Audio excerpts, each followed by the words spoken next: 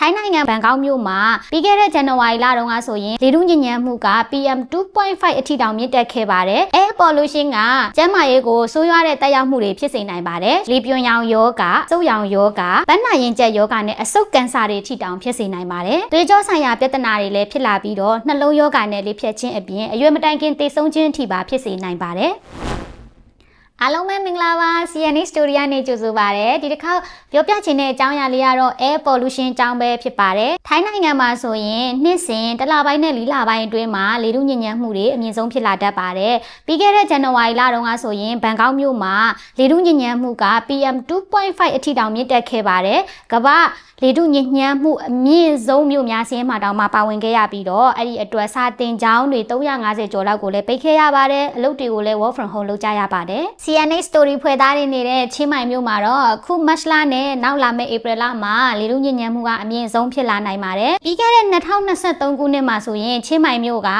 ကမ္ဘာလေထုအညစ်အညမ်းဆုံးမြို့အဖြစ်တောင်မှသတ်မှတ်ခံခဲ့ရဘူးတာမို့လို့ပေါ်ပေါ်ဆဆနေလို့လုံးဝမဖြစ်ဘူးနော်အခုဆိုရင်ရန်ကုန်မြို့မှာလည်းလေထုညစ်ညမ်းမှုကတစ်နှစ်ထက်တစ်နှစ်ပိုပြီးတော့ဆိုးလာပါတယ်အဲ့ဒါကြောင့်မို့ဒီဗီဒီယိုလေးထဲမှာတော့ air pollution ဖြစ်ရတဲ့အကြောင်းရင်းတွေရဲ့ air pollution ကြောင့်ကျန်းမာရေးပေါ်မှာဘယ်လိုဆိုးကျိုးတွေဖြစ်လာနိုင်တယ်လဲဆိုတာရဲ့အလွယ်ကူဆုံးဘယ်လိုကာကွယ်လို့ရမလဲဆိုတာတွေကိုပြောပြပေးသွားမှာဖြစ်ပါတယ် air pollution အဓိကဖြစ်စေတဲ့အကြောင်းရင်းတွေကတော့မီးခိုးငွေ့တွေကြောင့်ပဲဖြစ်ပါတယ်စက်ရုံလုံးရုံတွေကနေထွက်လာတဲ့မီးခိုးငွေ့တွေမော်တော်ယာဉ်စက်တက်ယာဉ်တွေကနေထွက်လာတဲ့မီးခိုးငွေ့တွေနဲ့စိုက်ပျိုးရေးအတွက်မီးရှို့တဲ့အခါမှာထွက်လာတဲ့မီးခိုးငွေ့တွေက air pollution ဖြစ်ရတဲ့အဓိကအကြောင်းရင်းတွေပဲဖြစ်ပါတယ် air pollution က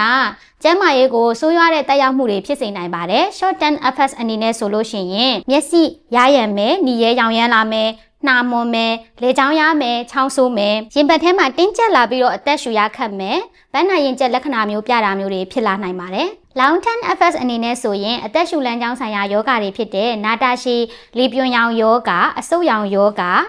ဗန်းနာရင်ကျက်ယောဂနဲ့အဆုတ်ကန်ဆာတွေထိတောင်ဖြစ်စေနိုင်ပါတယ်သွေးကြောဆိုင်ရာပြဿနာတွေလည်းဖြစ်လာပြီးတော့နှလုံးယောဂနဲ့လေဖြတ်ခြင်းအပြင်အရွယ်မတိုင်ခင်သေဆုံးခြင်းအထိပါဖြစ်စေနိုင်ပါတယ်အခုလို air pollution ကြောင့်ဆိုးရွားတဲ့ကျန်းမာရေးပြဿနာတွေကိုအလွယ်ကူဆုံးနည်းလမ်းတွေနဲ့ကာကွယ်လို့ရပါတယ်အဲ့ဒါကတော့ပြင်ထွက်တိုင်း mask တက်ရပါမယ်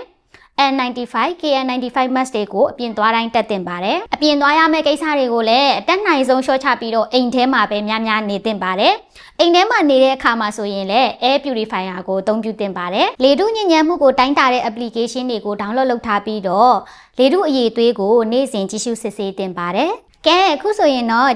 air pollution နဲ့ပတ်သက်တဲ့အကြောင်းအရာတွေကိုအကြမ်းဖျင်းသိသွားကြမယ်လို့ထင်ပါတယ်။နိုင်ငံရဲ့ခြားမှာဖြစ်စေပြည်တွင်းမှာဖြစ်စေကျန်းမာရေးဆောင်ရှောက်မှုနဲ့ပတ်သက်ပြီးတော့လက်လှမ်းမီဖို့ခက်ခဲနေတဲ့အခါမျိုးမှာမိမိတို့ကိုယ်တိုင်လိုက်နာကျင့်သုံးလို့ရတဲ့နည်းလမ်းတွေကိုပြောပြပေးသွားအောင်ပါမို့လို့ကျမတို့ရဲ့ CNA Story page လေးကို like and follow လေးလုပ်ထားပေးကြပါဦးနော်။